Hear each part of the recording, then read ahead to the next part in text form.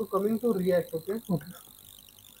When it comes to React, it has a concept of virtual DOM. So can you Yes. explain what a virtual DOM is?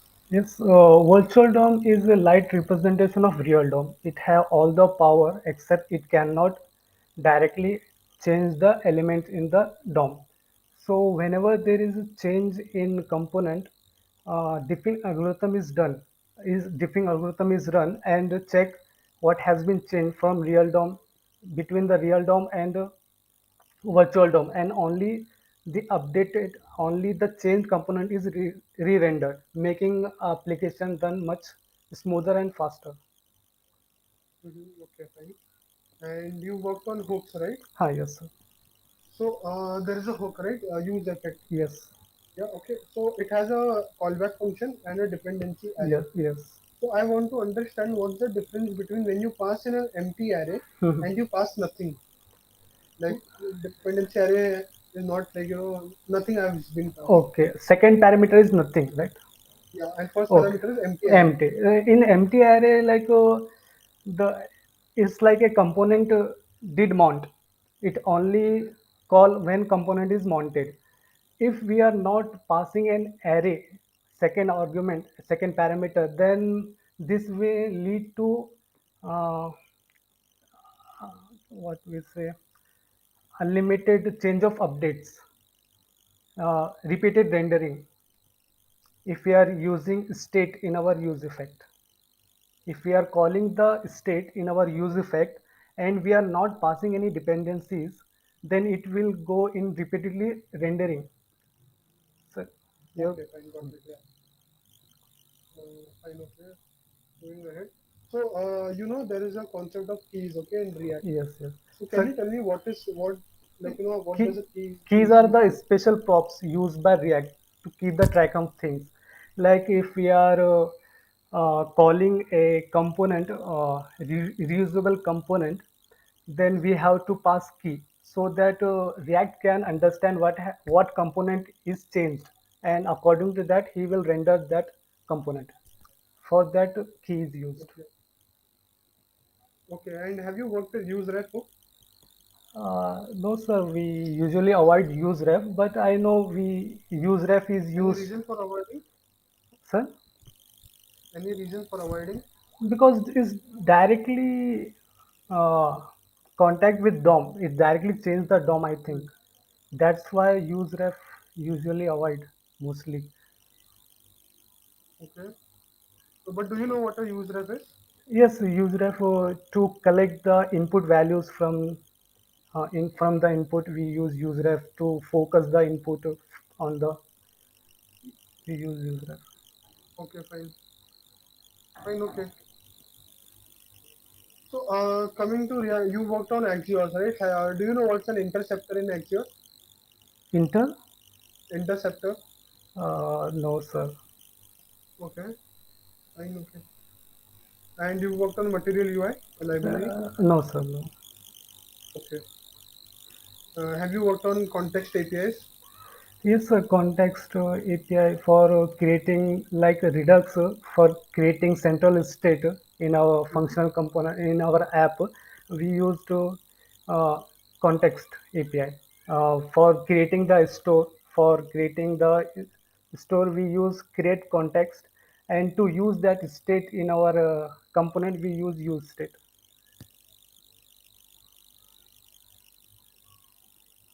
Sorry, use context. Use state. Hello, hello, hello. Hello. Okay, fine. Let's move ahead. Okay, so React. Okay, I'm not going to ask you anything more than in React. I'll Okay, move on to JavaScript. Okay. okay. So when it comes to JavaScript, have you worked on debouncing any API calls? Yes, sir, I have. Okay. Do you know and can you tell me what is a debouncing used for? Well, like when we are searching, right, we don't want to hit the API for each keyword. So what we do after three, uh, after 1 second, we want to, as soon as we stop the typing, and After a millisecond, we want to hit the API. That's for that we use debounce functionality. Okay, and what is the difference between debouncing and throttling? Well, throttling, I haven't used throttling, but ma- mainly throttling to call a function. Mhm. Sorry, sir. I Okay, not a problem. So you know what is an event loop in JavaScript? yes, like Yeah. JavaScript is a single-threaded language. It has one call stack and it can do only one thing at a time. So, and to perform a synchronized activity, we use callback. So when we run JavaScript, all the callbacks, all the callbacks are pushed into the callback queue and the macro stop queue.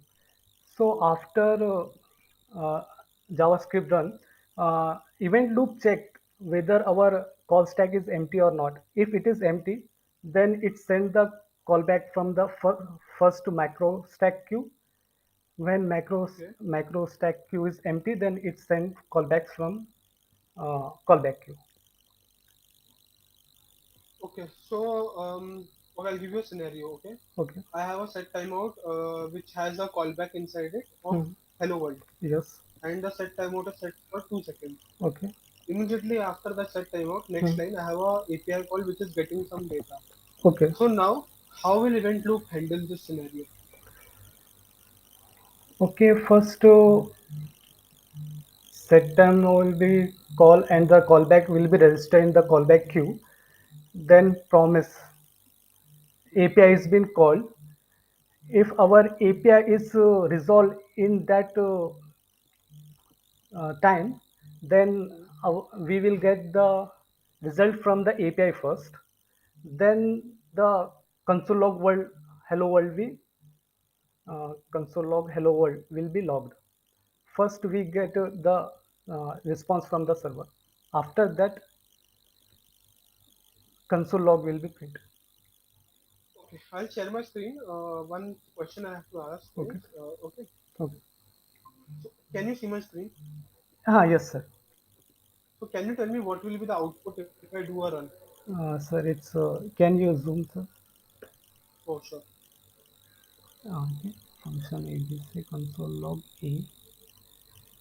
Okay, abc where a is equal to 10. So calling the function. It will be undefined, sir, Okay. Can you explain? because in hosting, where variable are is allocated a memory.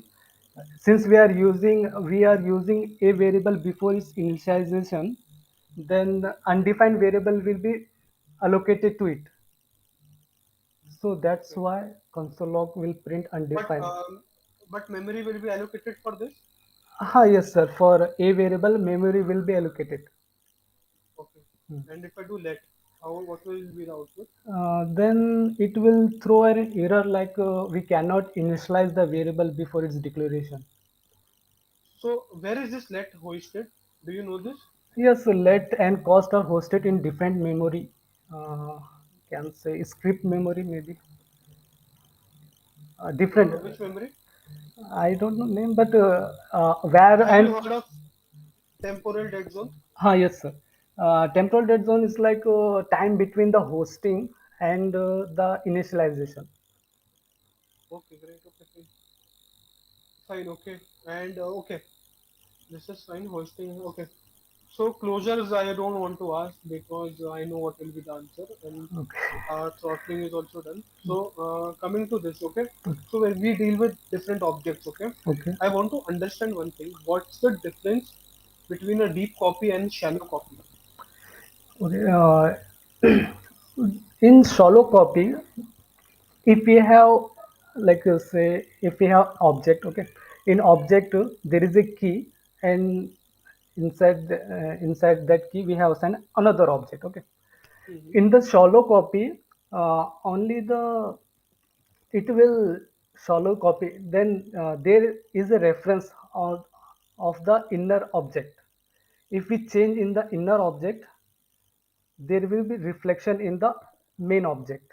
But in the deep copy, there will be no reflection if we have just changed the inner object. Okay, Mohammed. The thing is, that I want to clone an object now. Okay. Can you tell me how I can clone the object now? To clone, we can use rest operator. We can use Hmm? more REST operator. Okay. rest operator. Okay. Okay. Fine. So you know this method, JSON.parse and JSON.stringify and then object. Yes, sir. Okay. Mm. So this method is also commonly used to, like, develop by developers to copy an object. Okay. Yes, sir. I think for deep copying for Yeah. Correct. use, Now, but yeah. I Do you haven't know used before? that, sir. Yeah. Sure. Okay. But do you know the limitation of this method? No, sir. Okay. Okay. Fine. Mohammed, one last round we are going to do is I'm going to ask you to share your screen and I'll give you a small program. Okay, you Okay. just have to write it. It Okay. won't be difficult. Okay. It's just a basic algorithm just to test your coding. Okay. Okay. Can you share your screen and go to onecompiler.com? Compiler. Okay, sir. Wait, Yes. yeah, Okay. clear this. Okay. Yeah, I can see it. Yeah, clear this. Okay. Now what you have to do is basically declare an array. Like, just declare any array and put elements Okay. 1 comma 3 comma 7 comma 9 comma 2. Okay. Okay. Now listen carefully. Okay. Hmm. You have to write a function. Hmm. Okay. Hmm. I will give you a sum. Okay. For example, the sum is 12. Okay. Now, if you see in this array, there are two elements which add up to 12, Okay. 3 and 9. Hmm. Hmm. Hmm. So your function should return the index of those two numbers which add up to the sum, Okay. which is 12. Now, if I would have given you a sum of 16, Hmm. your Hmm. function should return the index of 7 and 9, Okay. because 7 plus 9 equal to 16. 16. Got the problem? Yes. There will always be one pair, Okay. assuming. Okay. Okay. It will take. Okay. It will take a number that we have. Yeah.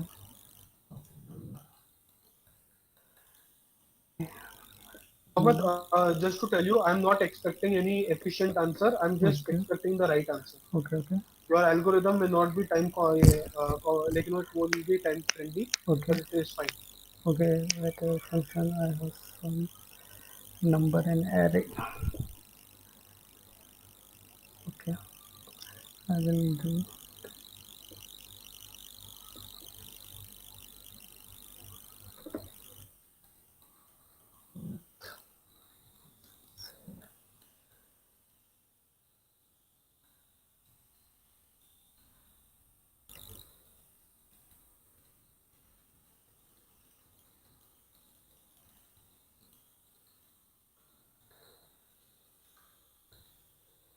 that. I have to loop again. Yes.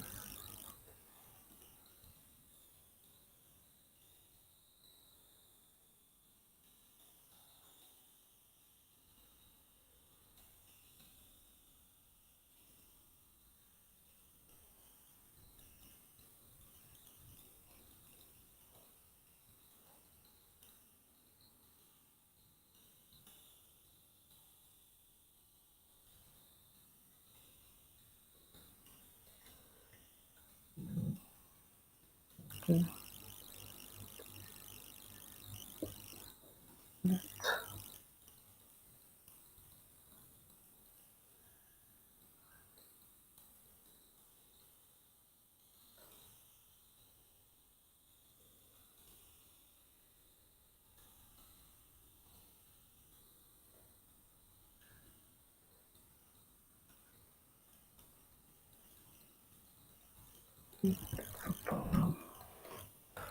If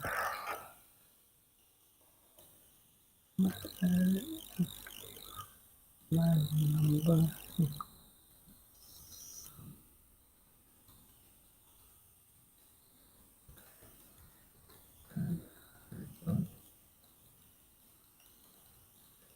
I,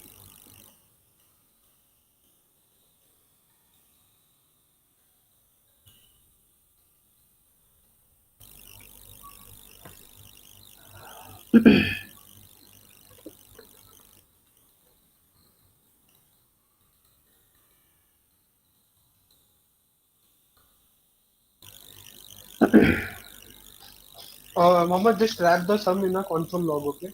okay.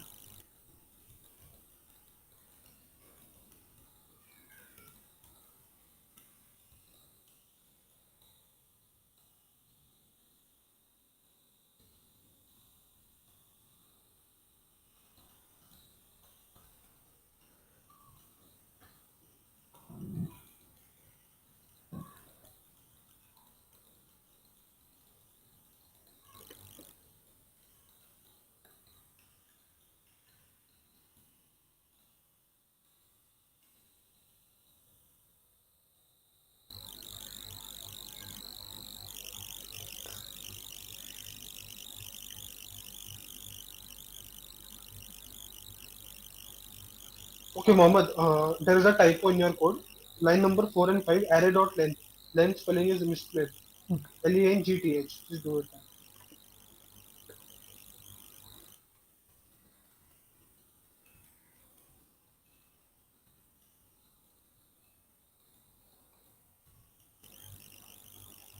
0, 1. Put 16.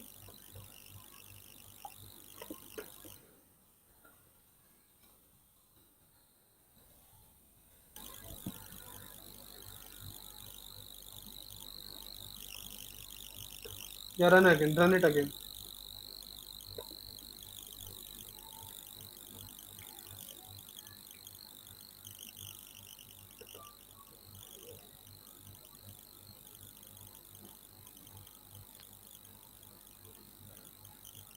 Can you send me this code once again? I'll test it on my system. And do you have any questions? No, sir. Okay, fine, Mohammed. So thank you for that. I want to ask one thing. Are you watching Namaste JavaScript on YouTube? Yes, yes, sir. I have got Because many clear concept yeah, from but that, sir. yeah, the thing is, now I take Hmm. interviews, so I understand, and many Okay. candidates, like Hmm. they just like blindly understand and they give those answers. But conceptually, I found you better. Sir, thank you, sir. Just This want to is give this, very much, sir. I This, yeah, because this, like this. keep up this, because just don't follow any tutorial blindly. Okay, Conceptually apply it, okay? okay, And you're okay, already doing it. okay, Fine. Thank you so much okay. for your Thank time. you. Bye.